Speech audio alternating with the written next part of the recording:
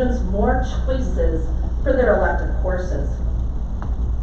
As we are ending this current school year and preparing for next year, we are seeing that we are desperately in need of more teachers at CMSSA, and not just for our STEAM program. Our core content courses were overcrowded this year, with many of our classrooms holding 30 students, if not more. When we are overcrowded, we are not able to reach and meet the needs of all of our students as we have in the past.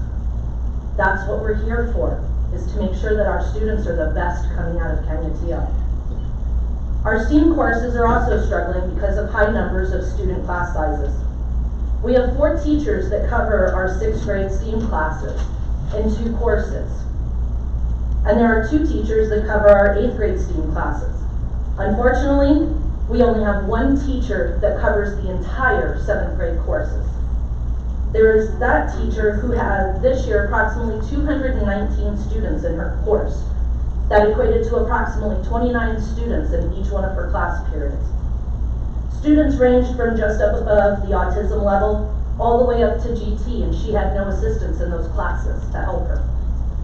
If she gets the class load we are anticipating for next year, based off of this year's current 6th grade curriculum, or 6th graders, she will have approximately 32 students in each of her classes.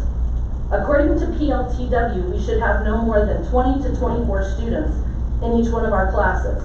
That would make 3 to 4 students per group. Anything over that, and there's kids that are not doing anything. We are in dire need of these teachers. We are anticipating 275 students coming in as 6th graders next year. We do not have the teachers to support that load. The only way we continue to be the best we can is if we're given the staff to do what we need. I thank you for your time. Thank you.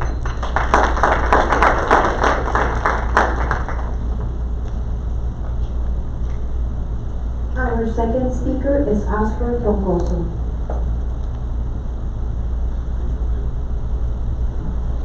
Good evening, President Coronel, members of the board, Dr. Galaviz. My name is Oscar Troncoso. I am currently the Assistant Superintendent at Anthony ISD. A week from today, I take over as Superintendent of Anthony ISD, so I'm here as your neighbor to say thank you very much, because on April the 19th, just a couple of weeks ago, we received a phone call that no educator, no parent really wants to receive.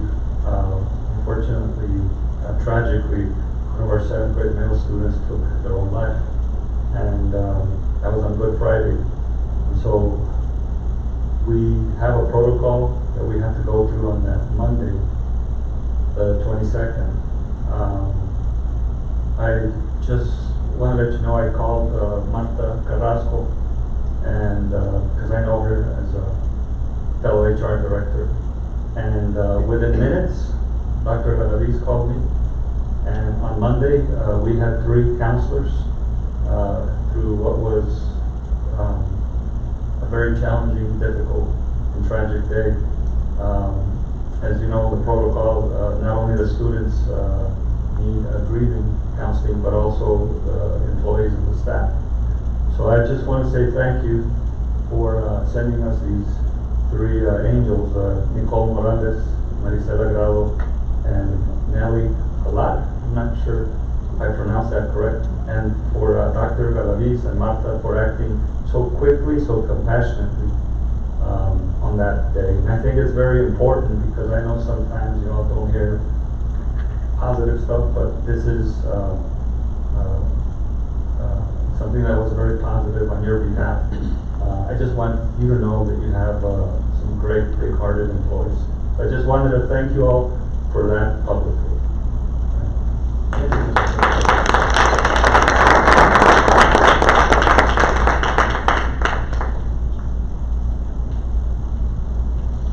That's it? Yes, sir.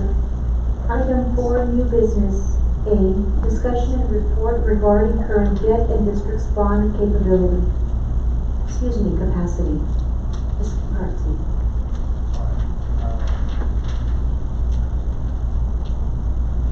Okay.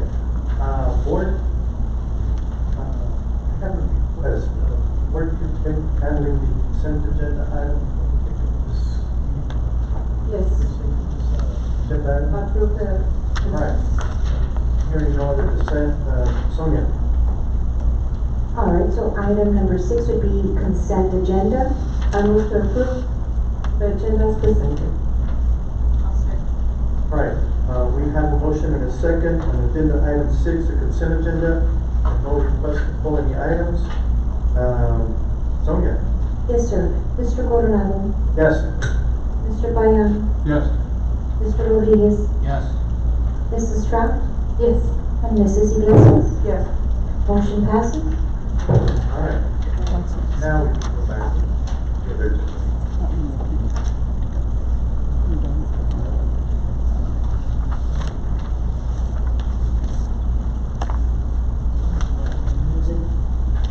If I get to walk up here, that'd be great.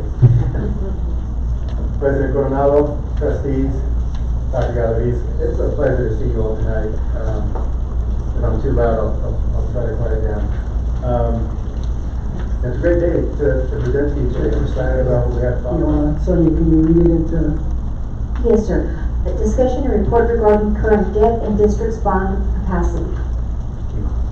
Alright, so that's what I'm going to discuss with you today.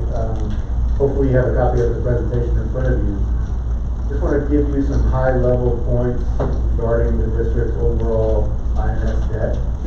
I know there's some decisions that you are in the process of making regarding a bond program or a future bond package. So I want to give you some tools to help you with that. Not necessarily recommend or what dollar amount to go after, but just want to give you an idea of what the debt capacity is. So if you don't mind, who's controlling the, oh, can you go to the first slide? So this is what our debt currently looks like for the district. There's approximately $93 million of bonds outstanding. That's the total par amount. Over the past 5 years, what we've done is utilize refunding opportunities to increase the amount of savings that we have on an annual basis, and to also level out our debt service. So if you look at the graph, from 2019 to 2022, the district's debt service payment is roughly $7 million, and then it upticks after that a little bit. And so our total debt, if the district issued no new bonds and we continue to do refunding as they became available, our debt service, our last debt service payment would be in 2039. If you go to the next slide, please. This was a brief summary of each bond issue that is outstanding. I've highlighted the one at the bottom, the 2006 bonds. They have they're what you call currently callable bonds. So the district has the opportunity to refund those bonds, pay those bonds off with cash, or continue making payments as is and do nothing. And so those are the ones that we're asking you to vote on the consent agenda to use additional monies that are available in the INS fund to pay off.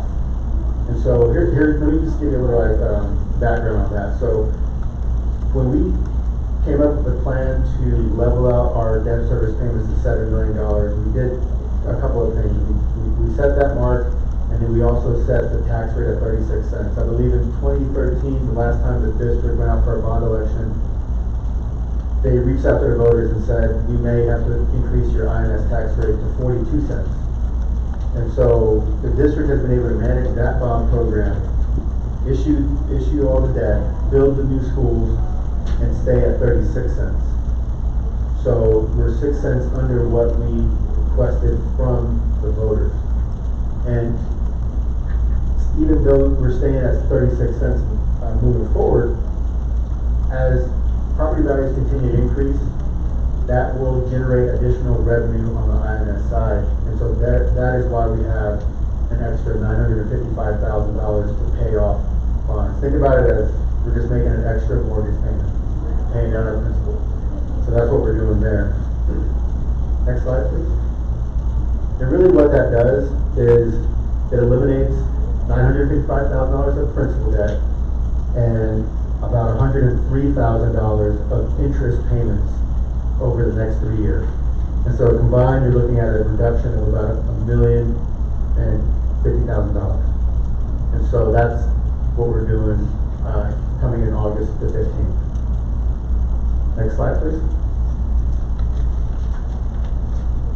So the growth has definitely been to the district's advantage. Property values have continued to rise. And so the question has come, how much bonding capacity do we have as we currently stand?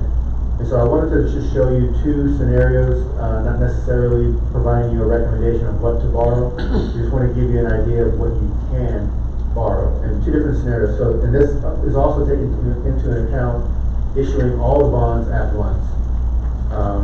And there's a lot of assumptions that go into this that we can get into further detail if you like. But basically, we're looking at one of two things. If the district needed or had some potential growth plans where they needed to build a new school, rehab some existing buildings, whatever the bond package or your capital improvement plan entails, this is the tool that we would use to determine how much we can afford. So at 36 cents, and with the property values growing at the rate they're growing, I'm estimating anywhere between $50 million to $75 million in additional construction or capital improvement plan where we would not have to increase the tax rate. So if you all wanted to issue bonds, the max we could do at 36 cents would be anywhere between 50 to 75 million. If the projects that the district is considering is above that, you go to the next slide. I'm just throwing numbers out there.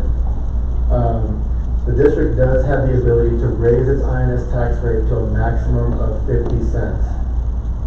So with that additional 14 pennies on the INS side, we'd be able to raise $125 million. So when we talk about bonding capacity, there are kind of two components to it. You have your interest rate, or I'm sorry, your collection rate, your INS tax rate, and then your property values. So utilizing some conservative property value growth numbers, I'm estimating anywhere between 125 to 150 million if we were to issue all at once. Now, that's not my recommendation. What we would do is you all tell us what you're considering, tell me how much money you need, and then we'll develop a plan over the next 3, maybe 4 years of issuing bonds to keep that tax rate as low as possible and to structure it to give you all most amount of flexibility moving forward. There are some new laws that were passed just yesterday. I'm still digesting all that has come out, but I know that we will be affected. I've seen some reports as recent as yesterday that said the new M&O tax rate for County CISD starting in 2020 will be $1.06. That's coming down from $1.17. And then in 2021, $1.05. So there are some additional hurdles that we're going to have to navigate. And so these numbers are very preliminary. But the bottom line is you do have some bonding capacity if you have projects that you're considering. And so with that, we'd be more than happy to answer any questions. If you want to talk about the market right now, interest rates are very low. They came down a little bit today as well. And you know, I've been saying for the past 5 or 6 years that interest rates are going to go up and up, but we're still at a really strong level. There's really low interest rate environment for bonding purposes. Anybody have any questions for Mr. Rodriguez? In regards to the callable, is it after 10 years or when? Can you say that again? I'm sorry. The callable bonds, in other words, when they become callable, is that? Okay, so we have various call dates in our portfolio. If you go back to First. page 2 of the presentation, there's a column there where it shows you the call dates. So because we're operating in a whole new environment than what we did when we issued these bonds, what I'm starting to do with some of my other school district clients is implement multiple call features within each bond issue. And what that does is just increases the amount of flexibility that you have as a district to refund bonds, pay bonds off sooner. Because of the elimination of advanced refundings, you know, that's one tool that you don't have in your back pocket. So we want to make sure we structure your debt to give you the most flexibility. So all of these bonds that we sold in the past had 10-year calls. That's what it used to be. It used to be 10 years. I'll give you an example. At Pflugerville ISD, we recently sold $250 million there, and we implemented 3 different call features, a 9-year, 7-year, and a 5-year, just to increase the amount of flexibility because we didn't know what the legislature was going to give us.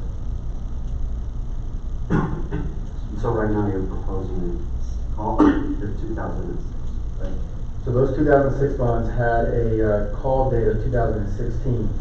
And we could have refunded those maybe a couple of years ago.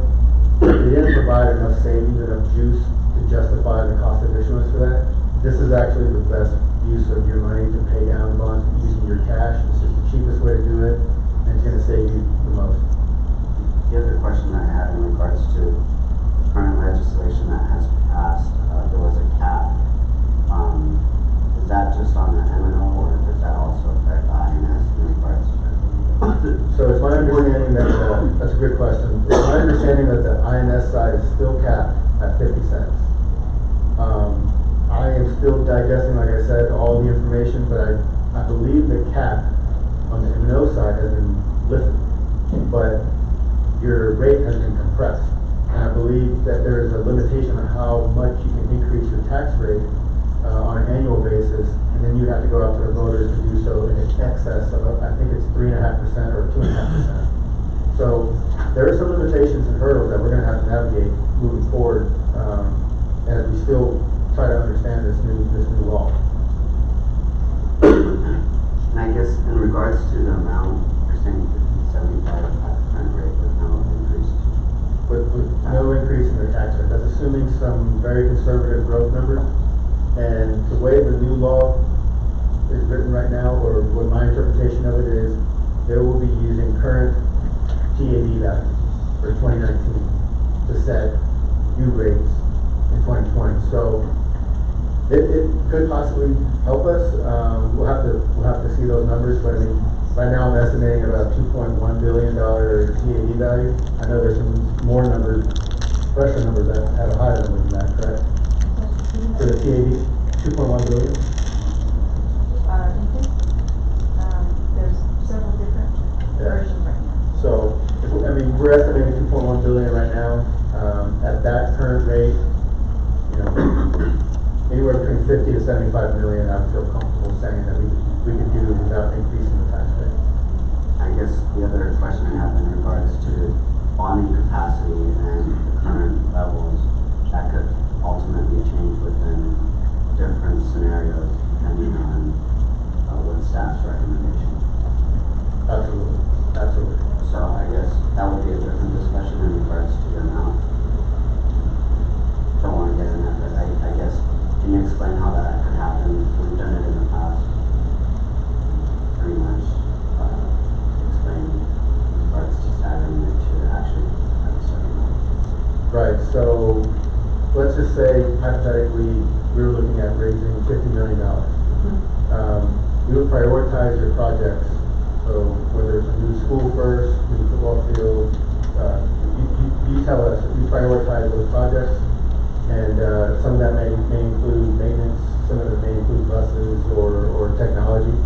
And so we would have to front load the debt for technology and buses to the useful life of that particular equipment. And then what we would do is probably tranche it out over a 3-year period. Every year, maybe doing 15, 20 million per year, just trying to minimize that tax rate impact as much as possible.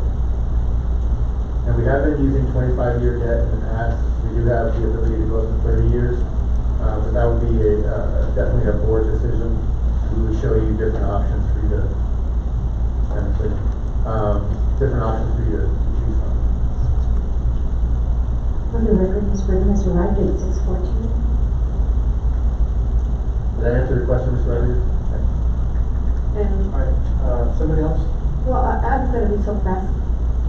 Okay, right, go ahead. Thank you. Right. Talking about that, for example, down the 45 to 75, I would like to know the interest rate. So that's a great question right now. As I mentioned, interest rates are relatively low right now. I brought up Pflugerville ISD earlier. We were able to sell at $250 million at a 3.21% interest rate. I would imagine penalty would be similar to that interest rate as well. We utilize the permanent school fund, which gives us a AAA rating. And, I'm estimating anywhere between 3.5% to 4% interest rate. Which is really low, really strong. I think, the market is hungry right now for high quality investment grade paper, such as CISD, so the district would receive quite a bit of interest from investors. In paying that, this amount of 955, almost $1 million, the community, the district is gonna save money paying that on time? Or Yeah. we're talking about that amount? Yeah. What is the amount that we're gonna, So, just, the savings is gonna be that interest rate that you will, Interest the rate. interest that you will not have to pay any longer, because the bonds are callable. So that comes out to $103,108. very good. Which, it doesn't pop out of the screen, but when you look at it, Taking the numbers. it's right out about 10% savings. Typically, when we do refundings, we look for 3 to 5% savings. I think the ones we've done in the past, we were getting about 12-13% savings, really high numbers. And so, we're achieving that as well by paying these bonds off. Thank you. 10%. Thank you. Right now, I just want to, we have the capacity to pay off that $955,000? Yes, sir. That's what he was saying, that instead of reducing the tax rate, we left the tax rate constant. And so the savings that we gain, that's a little bit of extra money that we have, that we can now then make an extra payment. So yes, that money is already in the debt service fund.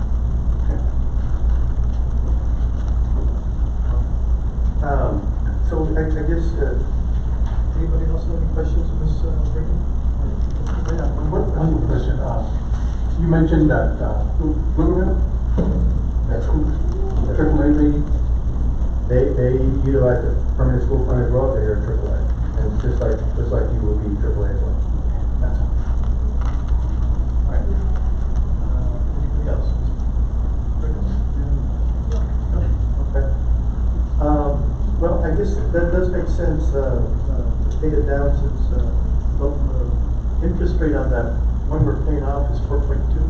That's correct. It's a blended rate, 4.28%. So even if we do that and we take that money back out in later this year, whatever, at 3.5%, Right. it actually makes good sense. Even if we get that money back with lesser rate, money to pay off now. I agree with that. When's the next time that we have a call with bond? That's another good question. So the next available call date is 8/15/2020, so it'll be coming up fairly soon. Yes. In fact, it's a very sizable transaction. It's about 25 million. And right now, the preliminary numbers that we've been running, net the district about a $4 million savings. And this analysis that I ran, the 50 million and the 125, is not taking into account what we're doing today with the cash diffusion. It doesn't take into account any, refunding opportunities for savings. And so that is the most conservative estimates I can provide you, but when we do the refunding next year, it may open up an additional $4 million in capacity. So the refunding, when is the earliest that we can do that? Does we have to wait till August? So we do not have to wait till August.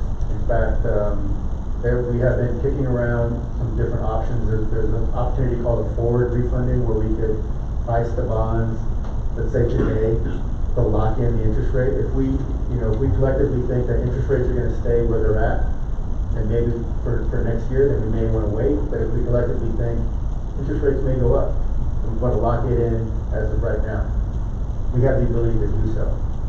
Even though the elimination of advance refunding, which we could have done it 2 or 3 years ago, we no longer have that ability. So this forward refunding, you kind of want to look at anywhere between 10 months or less to execute. And if we were to look at doing a forward refunding in November, December timeframe, we would close in May. And so that's when it would really affect the tax rate. But if we thought that interest rates were going to rise, then I would say we could look at that either later this year. So we could probably lock in as early as November. We could lock in as early as next No. month. Next month? Yes.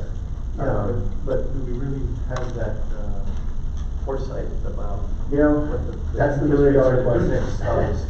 You know, that's the $1 million question. You see, last week I had a conversation with one of the lead economists from UNB Bank, and 2020 is gonna be an interesting year because it's an election year. And typically the Fed doesn't want to increase interest rates or affect the outcome of an election. And so, from their estimations and from what I'm hearing on the street, interest rates are gonna remain at this level for the foreseeable future. So, you know, we just have to continue to monitor the markets. I mean, I didn't see China, the trade war that we're having right now. That's had a really significant impact on interest rates. In fact, over the past month and a half, we've gone down about 30 to 40 basis points. So that's 0.3%. It's a significant decrease.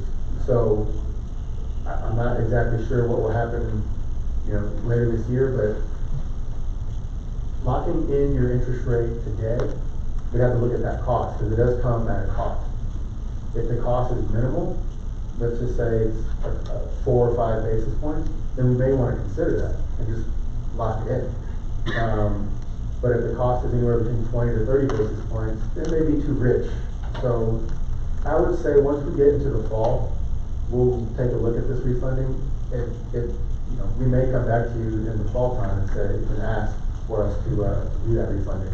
It's not out of the norm. Right. And I would like to do that if you could keep it on track on the calendar so that we could, first speak about, making sure you check back with them and have you come back and give us a presentation and see if we can, it makes sense to lock in at that time or not. If the interest rates are gonna, you know, at that point, when we see the interest rates are gonna remain about the same, and it doesn't cost as much, I think we should lock in and let's do it, save our money, save, we're done, and we can plan for the bond.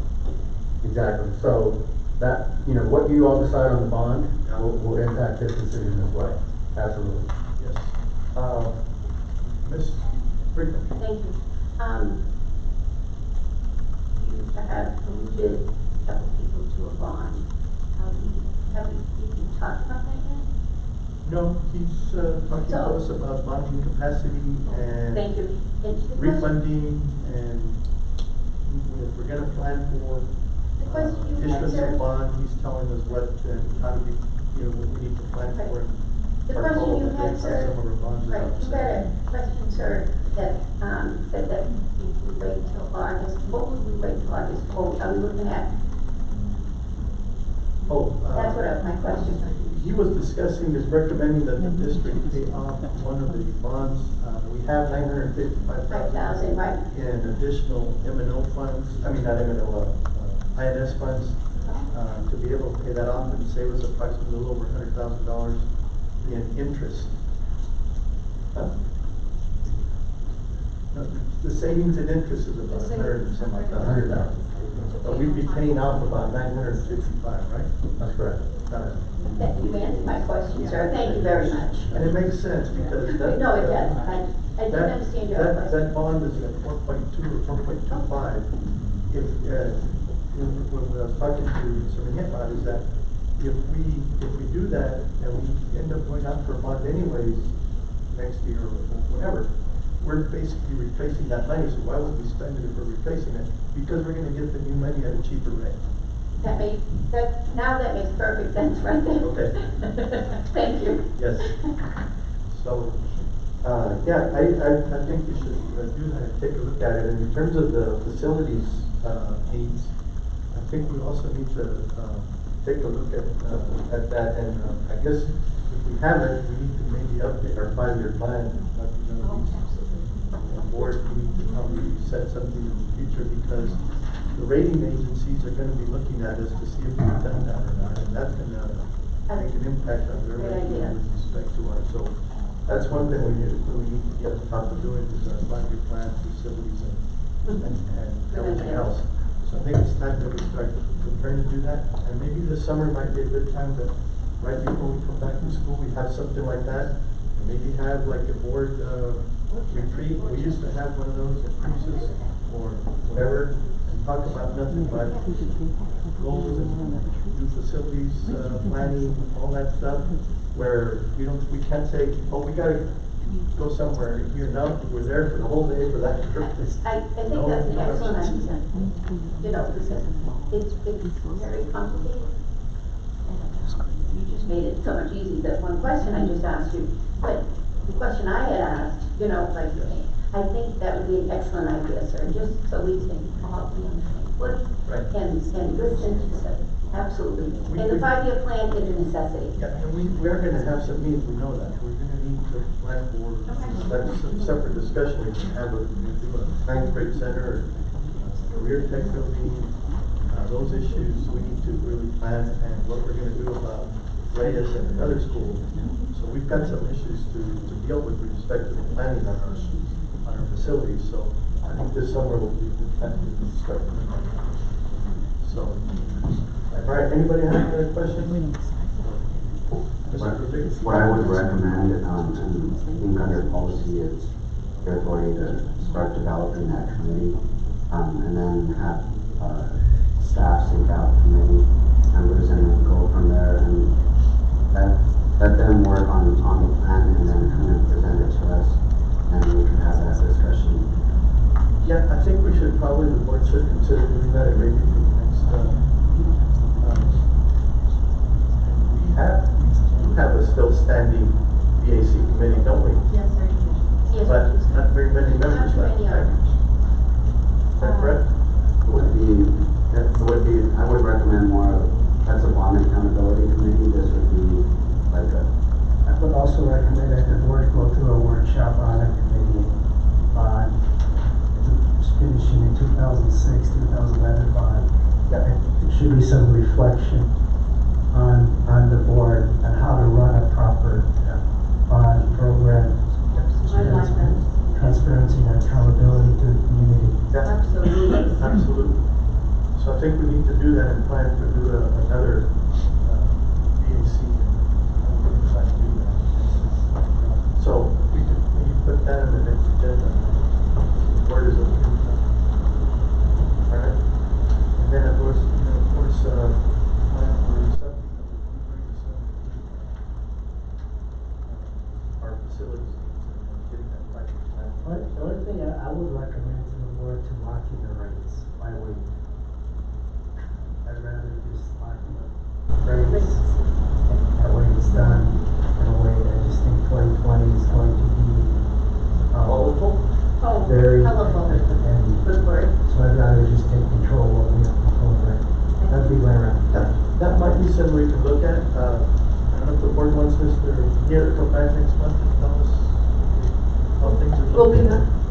Give it another month and decide whether Not a problem at all. launching it or not, give us a little more. So, real quick, if I might, Mr. Chair. Mr. Rodriguez. So the next callable was what was refunded. Originally was, at the par amount was 27 million, now it's 24 million. And what we would be looking at is outstanding of 14,600,000. So for that particular issue, that 2011 one? Yeah. Yes, and then there's also a 2012 issue that has the same call date. We would be calling both of those bond issues. So those are two, so that would be the, It's roughly 25 million by the time you take out what's not callable. Because that's all the bonds that are outstanding for those two series. There's some of that is non-callable. would that stay consistent in regards to, what I'm looking at is bond rating, you know how they want that consistency? So the bond rating agencies are gonna love that we're refunding bonds and that we're taking debt off the books. The last time we went out for a refunding, one of the knocks on our rating was that we had a high, level amount of debt. Ms. Brigham, I remember you being in that room as well. And so they're gonna like the fact that our property values are going up, all the development in the community. They're gonna like that we're taking bonds off of our books. They're gonna like that we're not having to increase our INS tax rate to do any of the further bonding. And so there are a lot of positives that we'll need to present to them, just like we have done in the past.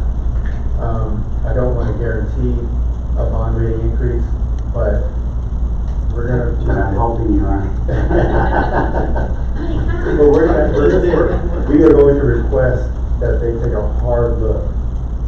Last bond issue we did, we utilized Moody's, and so I know Moody's techniques and their methodology, we're gonna look favorable in their eyes.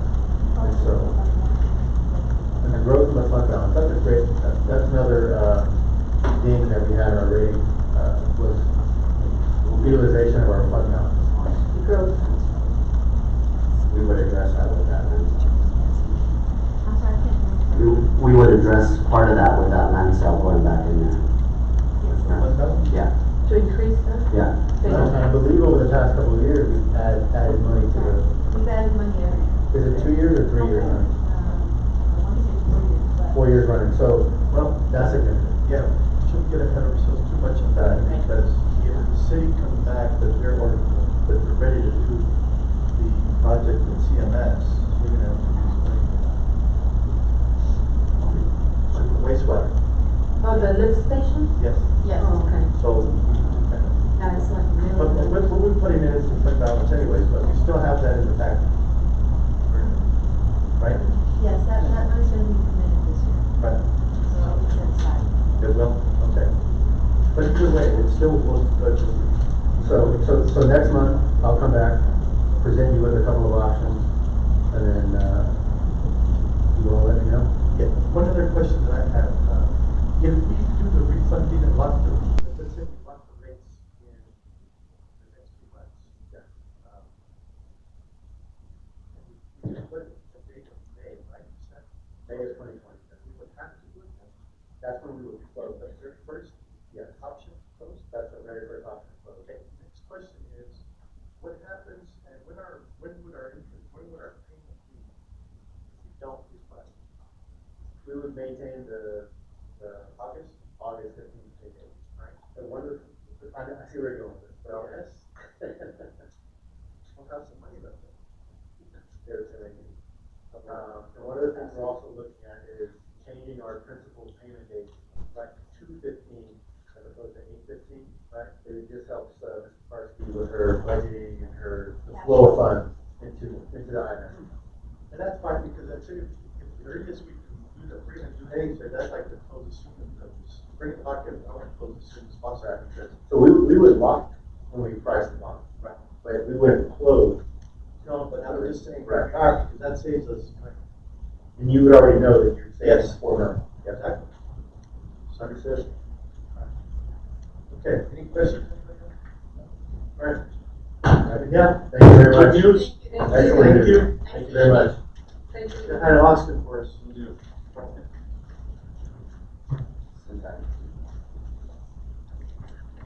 All right. Next agenda item. Yes, sir. Board of Trustee Business, A, Lone Star Government. Number 1, review, discuss, and possible action on the approval of Student Outcome Goals Vision 1. All right. Everybody's got. Do anybody have any of the board members have any questions? Marty, you want to address us on any of these issues? Did anybody have any questions on them? Ms. Britton? I wanted to thank the administration for putting in the last vote. I appreciate that. And, I thought they were pretty succinct. I wasn't sure about the constraints. You know, I didn't know that the ones that we just had those 2 constraints that all we expected. I thought we had more, but it's fine, 2 is fine with me, so I'm fine with that, so. Remember, we had about I know. 5 that we were kicking around, and really some of them, the constraints of those other ones really could have been, that we talked about, could be put in, constraint measures, right? Right, I believe that on these ones, after you guys were knocking it around, then you came down to these 2, and then you kind of wanted us to put them in some more formal writing, and so that's what we did.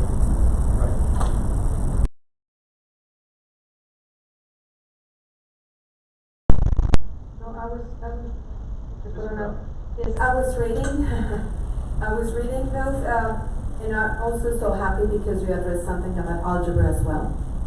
Our kids really need it. I know that in high school they're struggling in algebra, but I'm so happy to see the remediation and all those goals that we have to progress in that.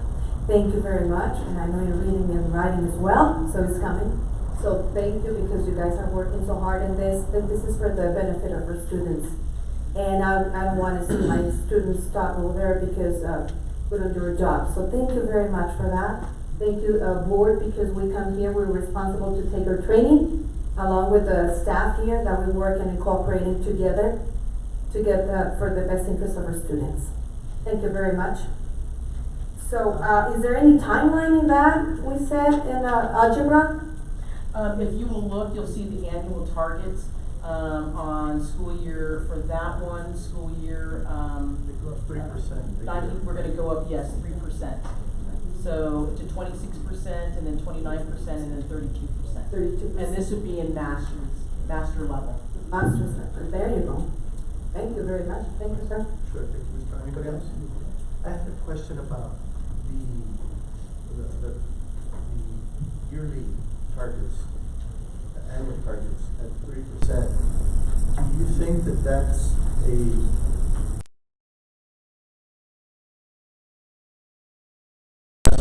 on the third year? Well, it's mastery, right? And so this is the highest level that students can get. And I think our prediction was that if we spend time on the teaching and learning and make that very strong and do that, remember we were talking about pulling the string? Right. And so we thought those could be things that we could get through just persistence every year, adding a little bit of growth, as opposed to having some type of magic pill that would bring us big results and then stem off. So we feel good with the kind of the turtle, and slow and steady will win the race. Okay. And we did review this with Dr. Kearney also as well, and met together to have a discussion of what we thought was really possible, and with the curriculum coordinators as well. All right, I'm good with it. Board, Mr. Bayan? I was going to ask you, can you explain that superintendent constraints, SC1? Give me your... Okay, so let's say I'm evaluating, let's say here Miss Tracy Andrews, and Miss Tracy Andrews getting evaluated as a principal.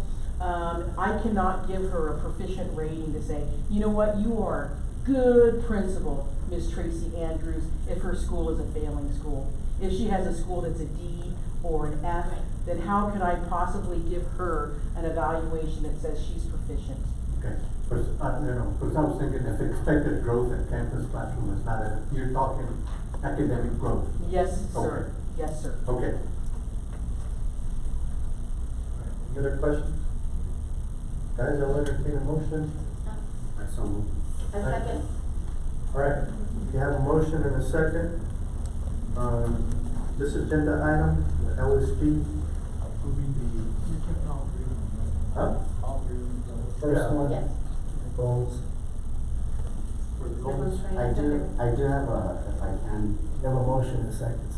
yeah, to approve on, what I was planning, or what I wanted an update was on the training.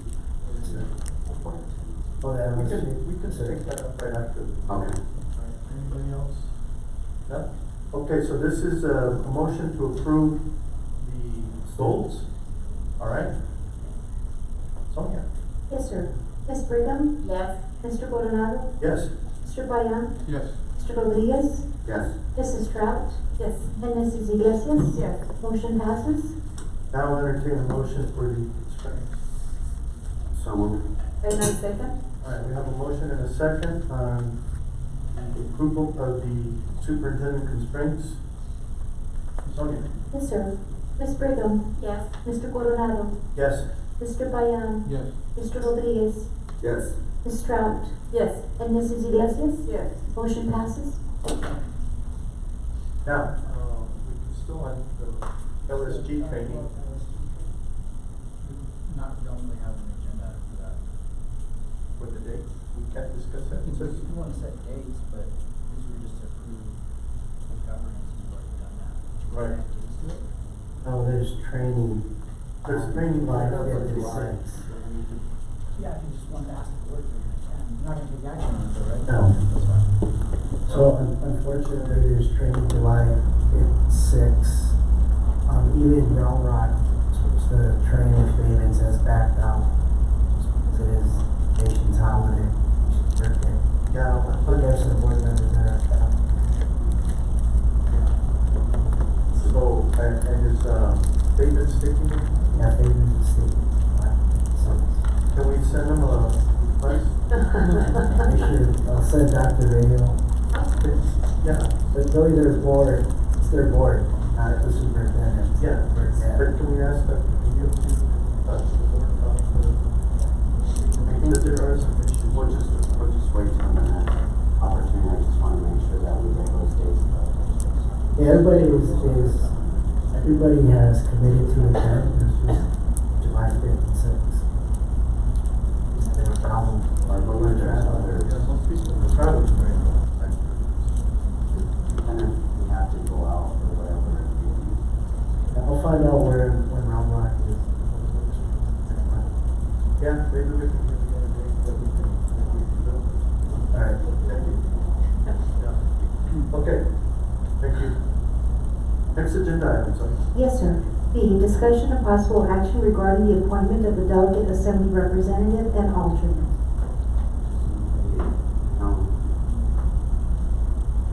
I can't be delegate, but, do you wanna be delegate? Yeah, Mary, would you like? Has been September. Yes. Wanna go? yes. It's almost the whole day over there. Right, so, Ms. Pratt, you're agreeing to do this and you will be able to, see business. It's always a nice office meeting. Yeah. That's my motion. All right, so, Second? yes, Mr. Matthews.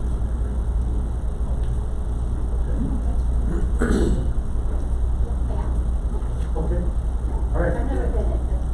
So then. I second, there's a motion? Motion I then. second. President Coronado, are we taking them individually or both at the same time with? No, let's take them both at the same time. Ms. Pratt will be the designated, and Delegate?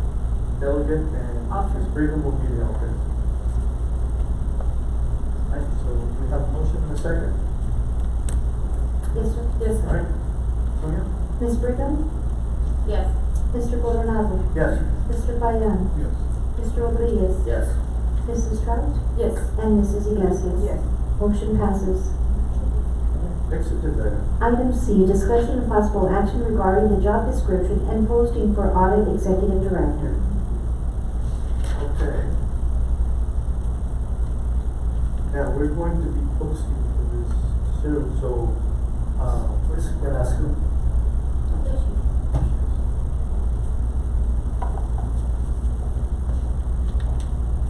so if anybody wants to add, change, or requirements on our internal audit, position, before we post, now's the time. Mr. Rodriguez. I don't have any issues with the way it currently is. What I would like to see under the certifications, it says related field preferred. I know that we required it over, can you go over that a little bit? In regards to CPA or CIA? Yes, if you recall, the board requested that our internal auditor be certified as an internal auditor. And at the time, the individual that we had was not certified. However, it was a certified public accountant. The board gave him a year and a half to obtain CIA certification. So what I would like to see is, it says preferred here, not required, but if we could add that within the year we would, year and a half, we would get a requirement.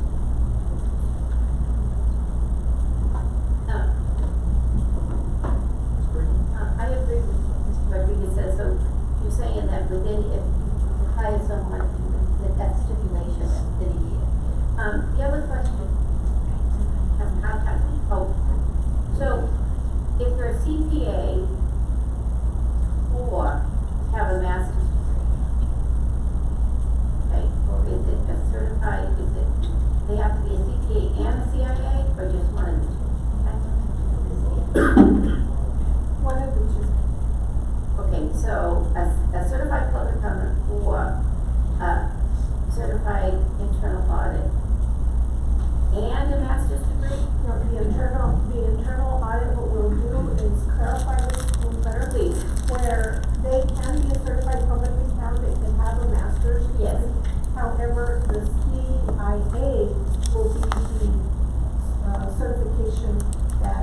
given the year and a half if they don't have it to obtain. If you could put that down maybe a little bit more succinct, I was a little confused when I was reading.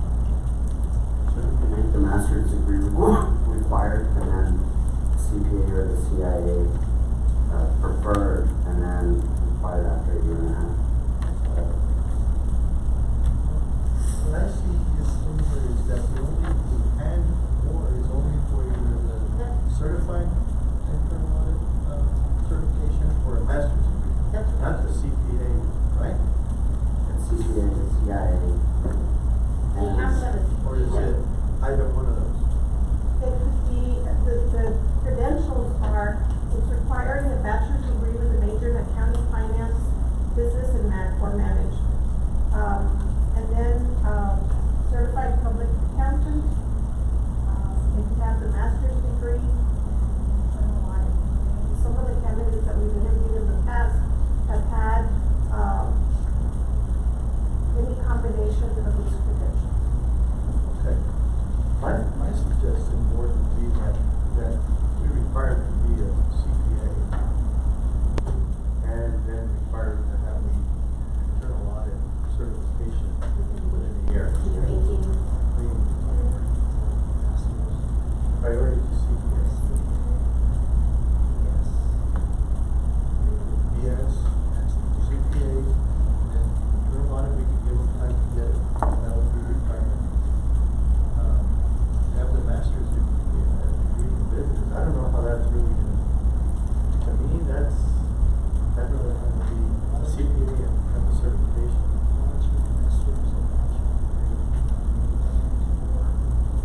Oh, I think what we've done in the past is we kind of equated the CPA to the master's. Oh, right. and then CIA would be. Right. I agree to that.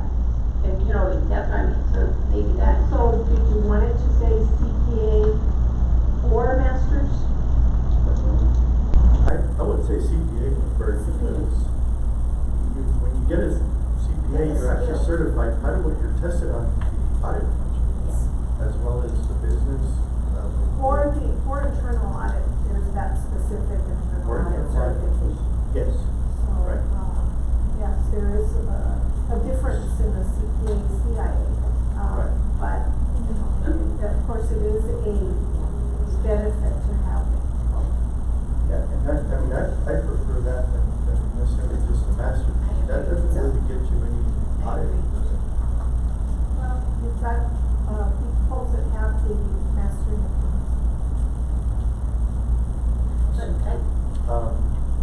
Give me a second, Ms. Trout. I got a question, Board. It says here job title. Yes. The job title here says Audit Executive Director. Then we go with the certification. But I don't know, but my question is, has to be director? Can we put internal auditor with CPA? Why Audit Executive Director? Can we internal auditor, job title? It used to be internal auditor and then it was changed to audit executive director when the pay grade was changed.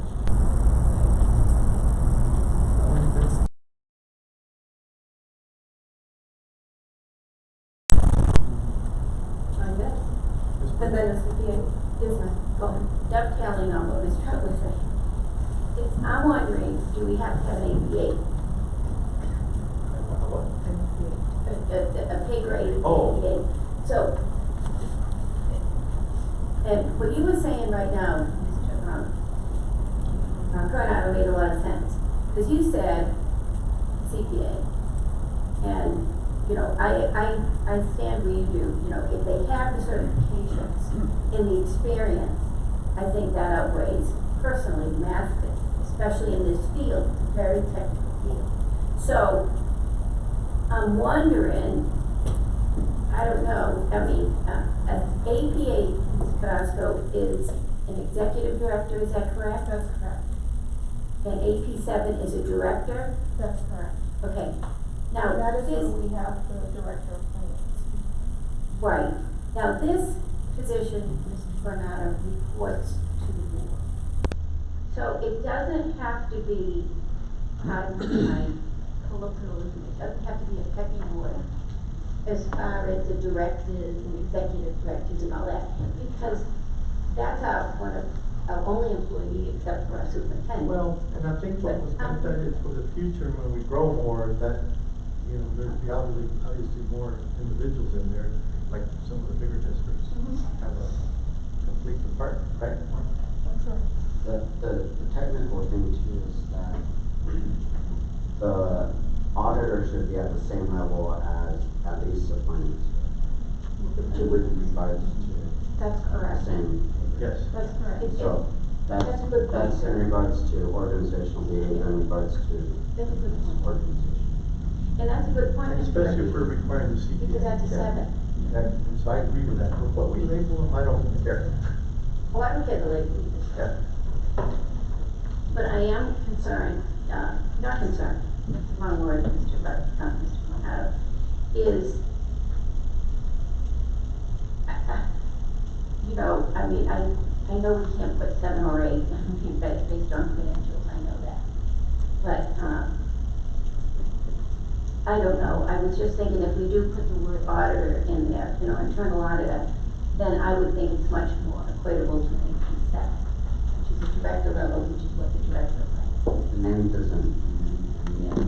No, I'm more concerned, right, I'm more concerned with the pay grades.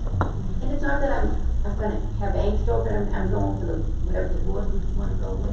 I just think that, an 87 is more than, I mean, that's a very good, I'm sorry. Internal auditor, I think internal auditor, it's okay. The other question in regards to the market has become a lot better in regards to the internal audit department. So to attract somebody that might be better. In regards to previously, the internal audit function wasn't looked at, I guess, until after all the manipulation of data and CISD that they've elevated that position at a lot on other districts, and so we were part of that. And thank God we put our audit function at a high level, and we were able to address the issues in our district right away. So to attract somebody with high quality, that's something very important. So I'd rather keep it at that way. Martha, what would you recommend?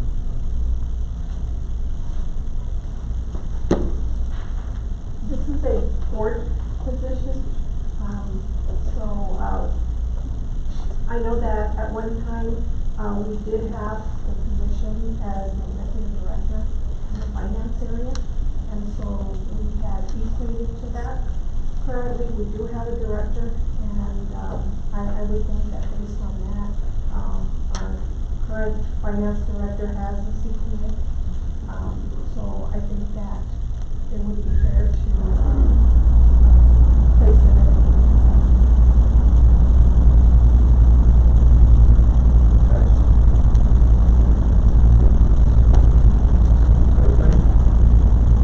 But it's more difficult to attract an auditor and so,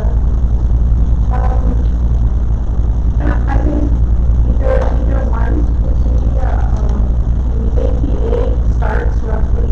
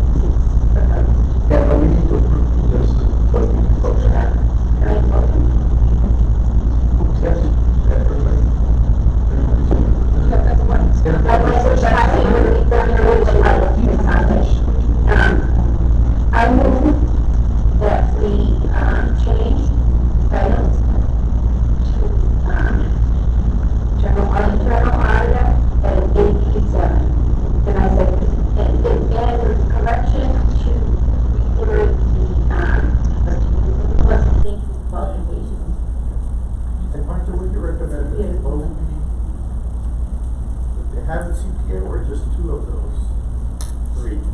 I recommend strongly that they hold certified internal auditor. Yeah, obviously we want them to have the CIA, Yes.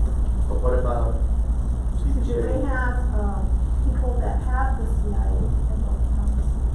Don't have the CPA. I think we're limiting, if we're moving into an AP7, then that master's degree has to be a, so you have to see for a master's degree. Because then we're completely, Yeah, not we're that lowering many it down to CPAs. an 8, and we still requiring it to be CPA. Well, the, yeah, CPA, and then they have to get the CIA, and some might have master's. The only thing, guys, is that both of our auditors have been, that we have had their CPA. Right? The last two. Last 2. But actually, the last 3. have been, full I don't know. I guess we can take a look at that ourselves, and we can always, when we interview, CPA posts and throw them in out. throw it out and see. We have the ultimate decision anyways. So There's a motion and a second. right, there's a motion, I didn't have a second, sorry. I'm sorry, I apologize. All right, we have a motion and a second, and that is to relabel the internal audit position for an auditor at a pay grade 7. And with respect to the qualifications, we're just gonna detail them without it requiring them to be a CPA, but either 2 of those 3. CPA or masters. Right. And then we'll have for sure the PCIA with the requirement that if they don't count it, they have to have it. Yes, okay. Or wouldn't you think that masters would be relevant, that the bachelor's in the CPA and the CIA? I would think a master's. And again, I'm not considering that field, I'm not. So I just think the master's, but The requirements for the masters and the CPA are almost the same as far as counting hours. It's just that the CPA has that exam. Exactly. It's like the difference between a licensed attorney and an unlicensed law grad. so what would you want, a CPA versus a master's? One license. Because attorneys that don't pass, and they're not attorneys at law, they're just I mean, not licensed. Mr. Chair, Yes.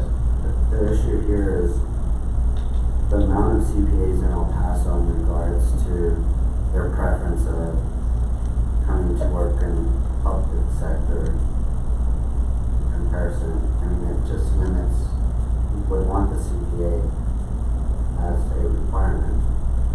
The issue here is make it a requirement, we only get 2 people to apply.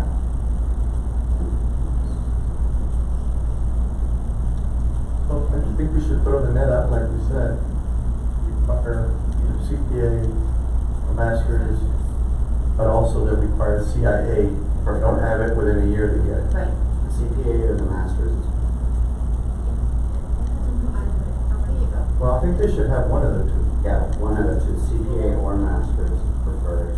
The CIA will be, I mean, is required. The CPA and the master's is required for, right? And CIA is preferred. No, it's required, give you time to get it if you don't have it. Because it's, I mean, well, it's preferred, right? Because it's not a requirement on the application. So it would be preferred, and then it would say within a certain amount of time it would be required. Right. But prefer with masters. So you have somebody with a bachelor's in accounting and a CIA?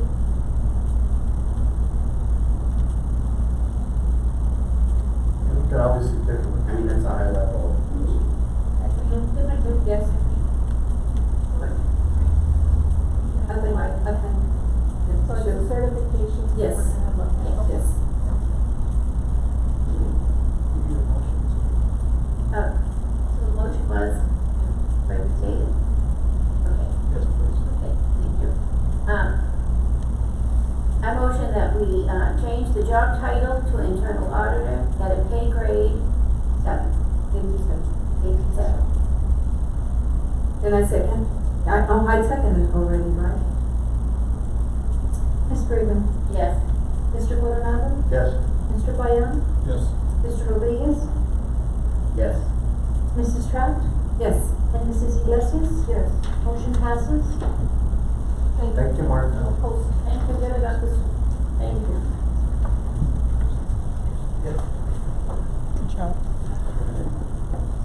Next agenda item. Yes, sir. Discussion and possible action regarding options for the completion of the CTE agricultural building. Okay. Take 2 minutes. Well, what we did is we took your direction and we went and met with the users and talked to the high school and talked to the principals and Mr. Gill, and kept coming back to the same, talking to the high school, is that the scheduling, getting kids to CMS, very, very difficult. You're losing instructional time, especially for our 9th and 10th. So what we did, we brought Mr. Gill in, and because this was supposed to be his building, supposed to be for FFA, or our building, scheduled at down beyond when I first got here for 270-some thousand, and then just got bigger, water. Let's put animals, let's do this, let's do that. And I don't wanna go through all that history, but again, then it was to be at Garcia, we set a place, and then that got overturned, and we had a new direction at CMS. So our recommendation is to keep the building as its original intent of a, for as option 1. Is that correct, Mr. Gill? Option 1? I've talked to Mr. However, at this Trout to Tyler, and they have their and building. So talking to that superintendent, of course, therapy, Marty Crawford, they built a building for $2 million. I'll build it, the arena. The one in Tyler? Yeah. I don't know. Sorry. So we've been in negotiations with them, talking to them about their cost. You know that therapy in itself there in Tyler costs $55,000 a year. That's Tyler market. I don't know if this market. I hope that would help this morning to talk about. So Mr. Benez, who does horse therapy, and just wanted direction or how the horse therapy came up. That in the barn or the agricultural facility. So we have Mr. Chambers here that if you have any questions about horse therapy, Mr. Gill, we have any questions about original intent of the facility. Okay. Mr. Rodriguez. Dr. Delis, can that be included within the current facility? It can. Again, when we met with the gentleman this morning, he was talking about taking half the building, 60 by 60. But if I may say, it's not half the building, it's half of the area that's left open for A third of it. Yes. It's a 60 by 60. So, yeah, it would fit, but it would take some space. Which that should be added in the future, is that? No, it's not within the proposal, it's brought up. Okay. Go ahead. I think we should let the administration determine what goes into that bill. You know, it's not intent, it's not doing what, I liked where we were going the last time. you know, I mean, I really did. I thought it was behind us and everything was gonna go forward. I think we have to figure out what we're gonna do. Every time we go to someplace, we just can't change the, you know, a 5-year plan. That's why I think a 5-year plan is necessary. Being on that end of the arena for so many years, it's hard to do a 5-year plan when you're putting in, adding things, and taking away things throughout it. And this is not what we signed on for. You know, initially, the board had angst over the, we know that if the kids that need to have animals, they can't be housed there. Okay, we know that now. We knew it then. But now, I'm sorry. Oh, okay, yeah, please, because I do want to hear it. So I was real comfortable where we were going before. This is not going to meet, especially going down Bosque, the additional travels and all that stuff. You know, but I do think, you know, we end up spending just as much more money as it was going to stay where it was. And, you know, what was the issue with cutting it? So I think we need to take a step back and decide and let the administration say, yeah, this is what we want, and this is what we want to use it for. And then we back off.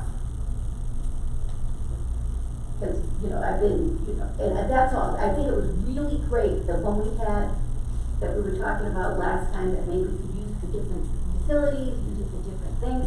I was fine with that idea. Because we already know it's not going to meet the need of what it was really intended.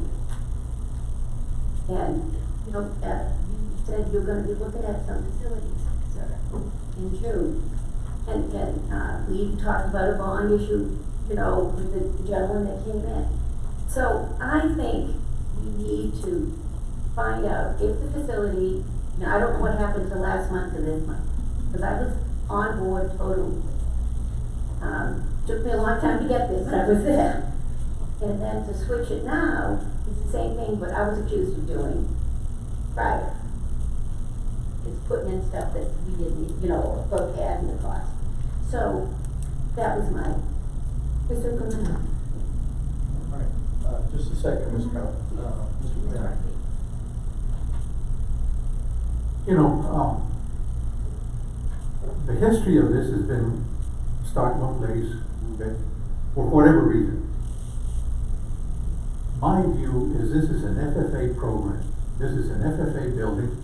It's been designed for FFA. And the facilities that they have right now are not adequate to accommodate the students that they have right now. I think the original intent was FFA. This option one is FFA. Let's keep it at FFA and quit changing and adding and deducting to it. Leave it as FFA, and whatever else we're going to do with career technology, let's do it separate from this. It has to stay as FFA. It's adequate. It's got the pins. I don't agree that the tractors can't go up and down. They go up and down Strahan Road and Moorland Road. There's other tractors that maneuver Bosque Road. I see them all the time. I used to do that all the time.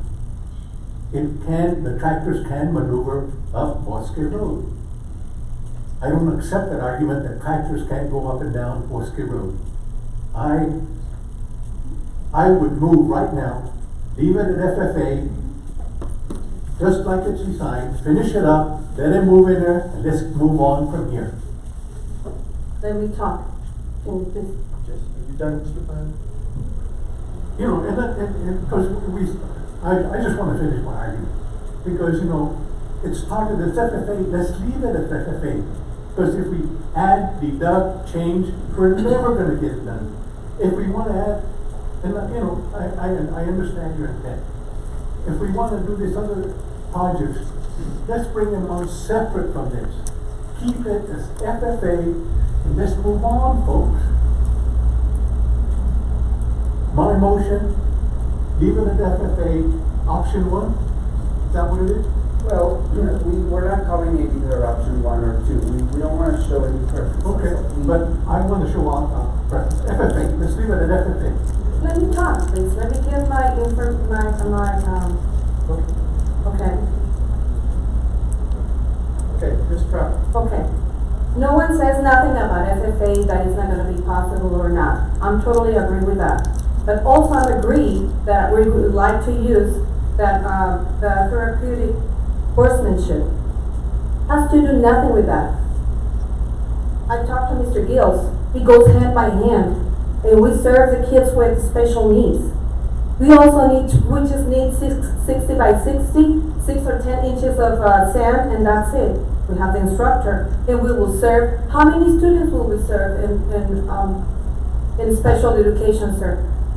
And this instructor, we could bring services for disabilities, for example, autism, Down syndrome, multiple paralysis, trauma, ADD, ADHD, dyslexia, post-traumatic stress disorder, and these students that we have over there, we never see nothing for them. We never offer nothing for them. I don't see any problem that we could share part of that barn with our community with special needs.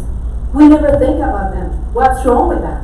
We could share. Everybody feeds over there. We feed over there. Those 2 horses, do they need it? It's not going to be every day. Plus, on top of it, the arena that we're going to have, they could put their livestock over there for, I don't know, whenever you're going to have a show, or the kids that would like to interact with them. It goes with your program, hand by hand. All that I need is to do something with the special needs. Horse therapy, this is awesome, this is beautiful. Unfortunately, we don't have the pictures that you could see it. But we don't need that much, ma'am. We don't need that much, sirs. All that we need is to put sand, all that we need is to put the reels and the portable, and that's it. It's only $50,000 a year to pay, that's it. When it's going to be for SFA, the most of the building is going to be empty, only serving 14 students. What's wrong if we would like to serve the students with the special needs? We said that we're going to do our job here. What happened with that community is forgotten. What's wrong with that? The horse therapy needs to be indoors, not outdoors. I'm not going to expose my students over there to the inclemencies of the weather, raining, just because of we would like to the whole building, $1 million and something thousand over there only for these students, for 11, 14. What's wrong if we share that? What's wrong with that? Okay, so this deal with the therapeutic horsemanship, where is that coming from in terms for the special needs children? Are they described that? Can you tell me that? Can we have somebody come up here and tell us?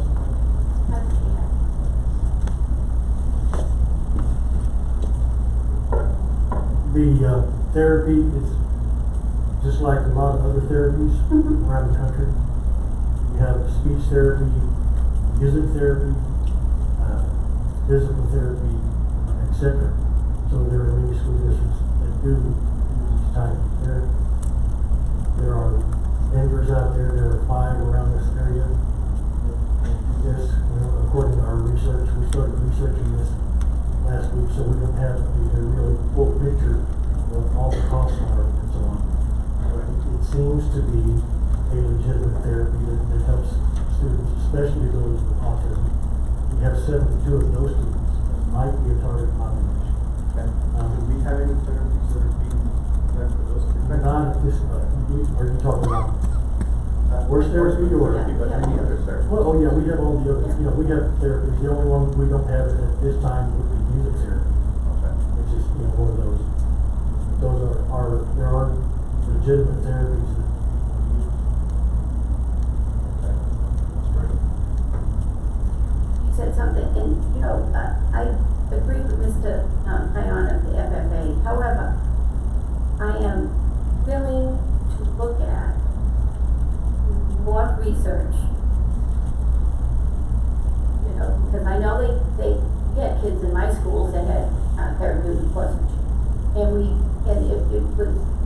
extraordinary.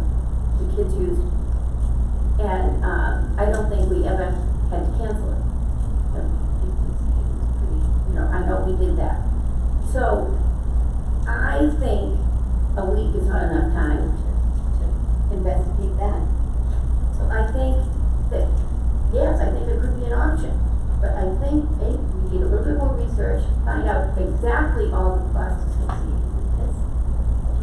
Yeah, this 50,000 a year kind of, that's another teacher.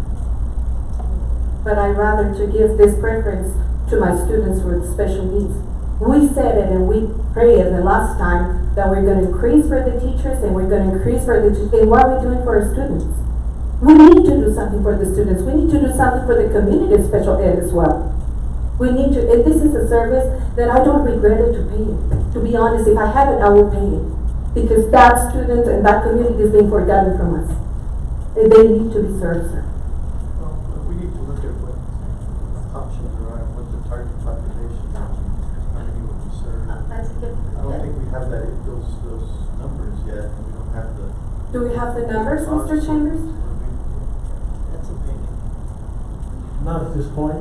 You know, we look at, when we provide therapy for any one of our students, there needs to be a screening process, there needs to be an evaluation process. At this point in time, we don't have those processes in our policies. Mr. Chair, can I have it? Are you done? Okay. Mr. Rodriguez. I think it's a great opportunity to look at something for our special needs students. I know the ranch right next to my house has utilized that, and there could be some partnerships or some longer-term planning. But what I wanted to get back to is administration's recommendation, because I was going that way in regards to that, and I don't want any misconceptions. I know the last meeting was like a fastball to make it seem like we don't support FFA, and I don't want that. Or we don't support special needs departments, sir. In regards to the concern I see,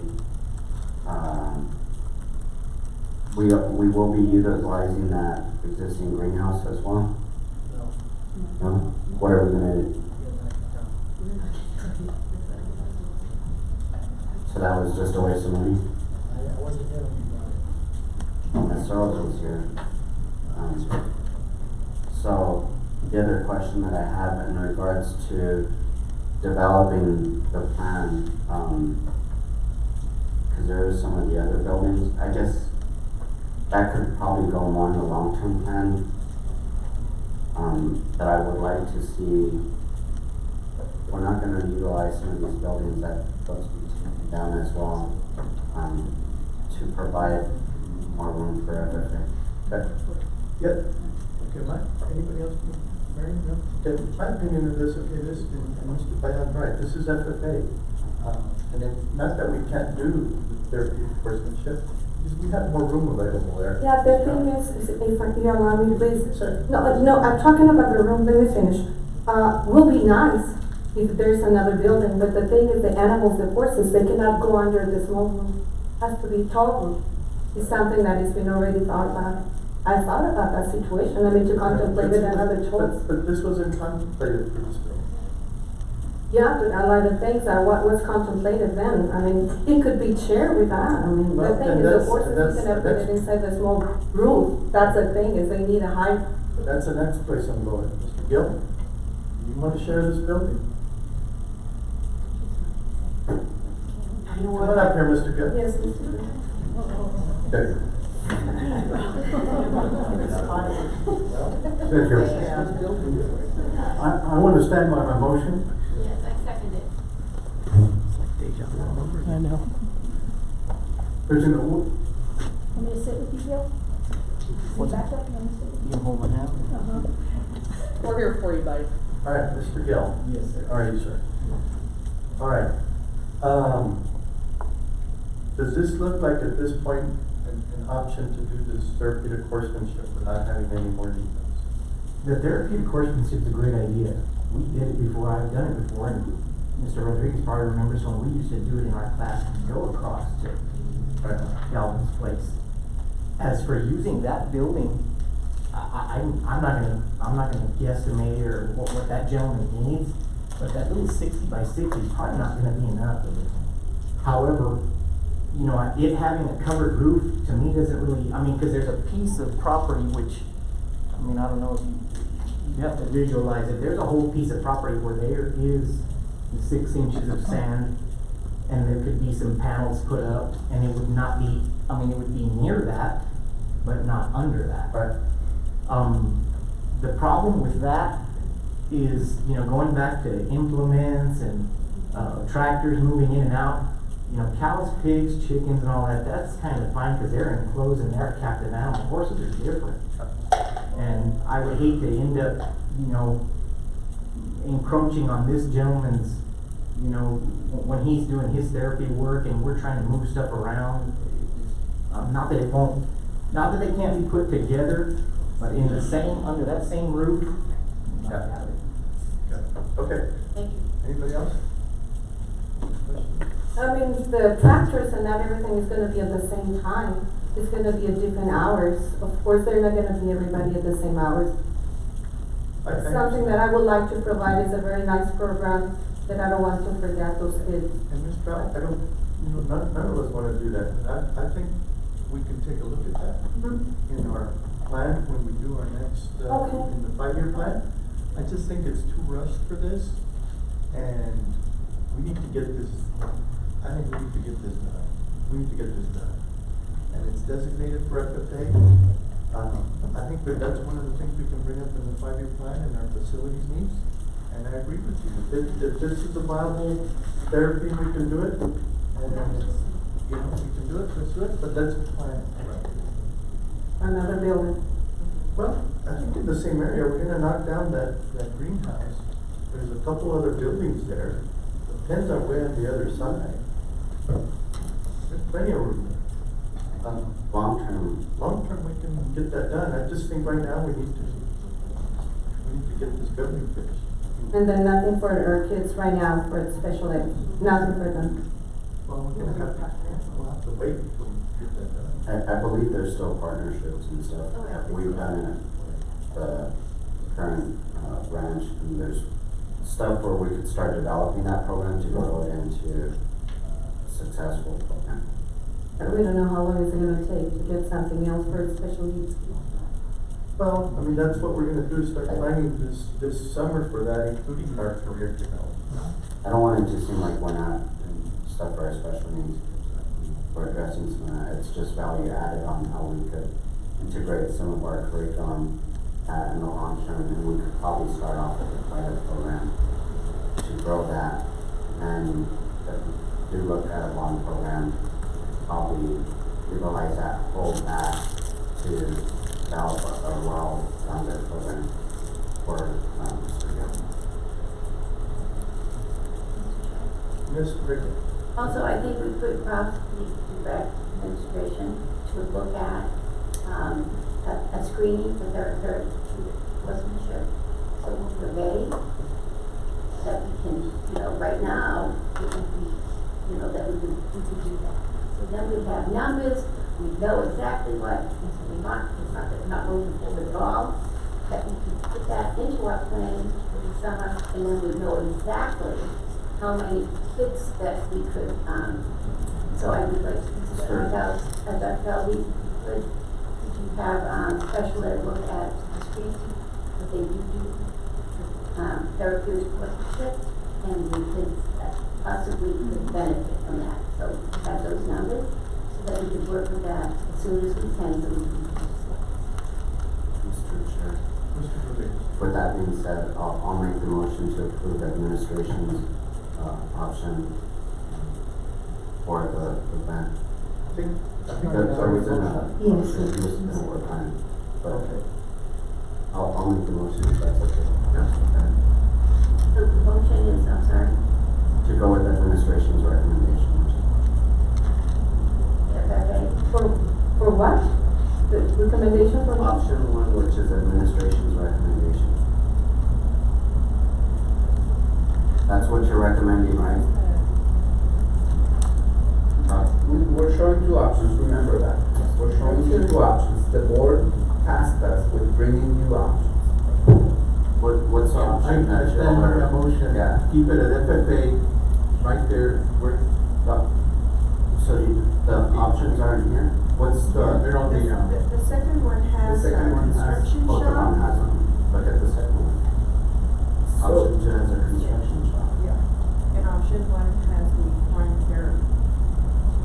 What we did with option one, the wine therapy, is that we looked at a building that's already there, which is the one closest to the pen. We're looking at keeping that building FFA and moving, horse therapy over to the pen. That's the first one. But after meeting with the gentleman for the building versus, because we would have to refurbish The roofing, the roofing, asbestos and all that other stuff. asbestos and roofing. Dr. Galvis, then my understanding was option 1 was what you all were recommending, which was FFA. Recommending. Yes. Then again, horse therapy came So, to the very, the question is, what are you recommending? the FFA. Option 1, that's strictly FFA. Yes. Okay, that's my one. Research behind the horse therapy. The research. You already have a motion in a second, not been voted on. So unless the person withdraws the motion, you can vote on it. You have a motion in a second, and unless it's my withdrawn. motion is to leave it as FFA, strictly FFA, move on. I make a new one. I have a second on that, and that was option 1. I just want to be clear which So it option. it wasn't being described as options, and I don't know if that's clear at all. Mr. Payano made a motion to keep it as FFA, Mr. Brigham seconded it, and y'all went on to discussion about that. Nobody has withdrawn that motion, it's still to be voted on. So if I may suggest, calling, Go back to. so we label this as the CTE Act program layout. Okay, that's. So if that's the one that you guys want, then that's the one. Mr. Payan, is that what you're referring to in your motion? Is that the FFA? Yes. Okay. All right. Option 1. Clear that up. Option one. So I We second can, we the can motion. always modify that and show, just type over it option 1. Whatever you've presented, they keep referring So to an it's, option. don't call it option 1, call it CTE Act program layout. Okay. Which will be strictly FFA. Yes. Okay. All right. Is that clear enough? Council? All right. Okay, so we have a motion and a second before the board with respect to this agenda item that the project be kept as the CTE Act. CTE Act program layout. As presented by administration. Any further discussion by? Not? Sonia? Yes, sir. Ms. Brigham, Yes. Mr. Coronado, Yes. Mr. Bayan, Yes. Mr. Rodriguez, Yes. Mrs. Trout, No. and Mrs. Iglesias. Yes. Motion passes. All right, next agenda item. Executive session. Give us the time. It's 7:29, sir. The meeting is to, 7:30. Item 7, executive session. The meeting is to be closed under Texas Government Code Section 551.071, 551.072, and 551.074. A discussion regarding administration's recommendation for Northwest Early College High School principal. Item B, discussion regarding chief business officer salary. Thank you, Mr. Chambers. Thank you. Yeah, I mean, it was gonna get heated. Yeah. It's nice. Okay. Bye-bye.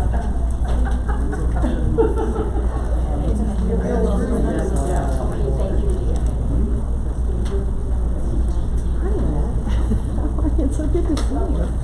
I didn't mean to make you the bad principal, but. Thank you very much for making me the bad principal, but I'll be the bad principal for you, whatever I have to do. I'm gonna go see my family.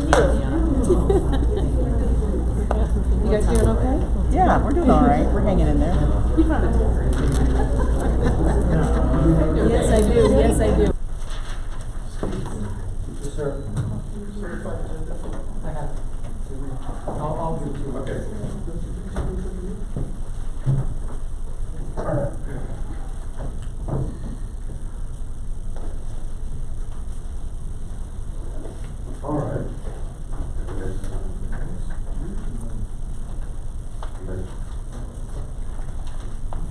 Sonia, would you give us a time, please? Yes, sir, it is 8:03. 3, bring us back into the open session. Yes, sir. The time is now 8:03. Item number 8, new business. A, discussion and possible action to approve recommendation of the Northwest Early College High School principal. Mr. Chair, I make a motion to approve administration's recommendation for the Northwest Early College High School principal. It's Jesse Diana. A second. All right, we have a motion and a second on this agenda item. Sonia? Yes, sir. Ms. Brigham. Yes. Mr. Coronado. Yes? Mr. Payan. Yes. Mr. Rodriguez. Yes. Mrs. Trout. Abstain. And Mrs. Iglesias. Yes. Item passes. B, discussion and possible action regarding chief business officer salary. Mr. Chair, I make a motion to authorize legal counsel to address chief business officer's salary with her legal counsel on terms discussed in closed session. All right. Do I hear a second? I'll second. We have a motion and a second on agenda item 8B. Yes, sir. Sonia? Ms. Brigham. No. Mr. Coronado. Yes? Mr. Payan. Yes. Mr. Rodriguez. Yes. Mrs. Trout. Abstain. And Mrs. Iglesias. Yes. Motion passes. Item 9, adjournment.